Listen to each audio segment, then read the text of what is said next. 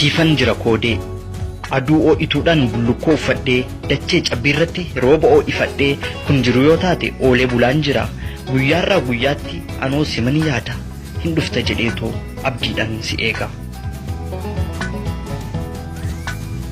Siifan jira koodee namootaan marfamee kophummaan miidhamee boolli tabba ta'ee gaarri na liqimsee addunyaa maraatteen fayyaa koo argadhe kan kufe kuffisee kan ka'e kaasee koodetoo na dhibe malakoon wallaale.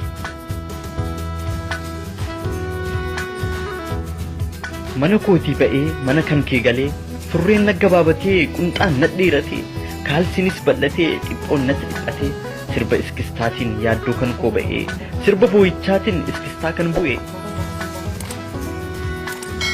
Laachaa yoon beela'u osoo nyaatiin quufee hin dhufta jedheetoo taa'een yoon si yaadu abjuu hin hiikamneen sammuu koo sakaalee addunyaa hin beekne kophummaa baradhee kun jiru yoo ta'e oolee bulaan jira.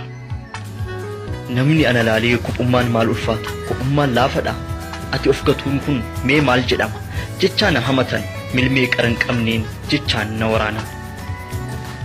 Huuqqinna qaama koo godaannisa fuulaa namummaarra bu'uu koo namni arge hunduu nyaata hin nyaatuu beelawee jedhan dubbiin yoom galee fi hilmaama hin beekne nyaanni garaa malee onnee kan hin quubsine ta'uu yoom hubatan.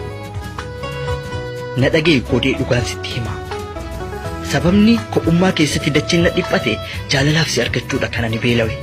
Na laali koodeetoo onneen koo si jechaa bakka ati jirtutti si luuka godaanee jiruu kee jiraachaa jiruu koo dagadhee lookoon jaalala keettis morma kiyya hudhee kootutii kukkuti rakkoo guddaa kana keessas na baasi sababni isaallee hiikkan jiruu kiyyaa si in hundeeffame.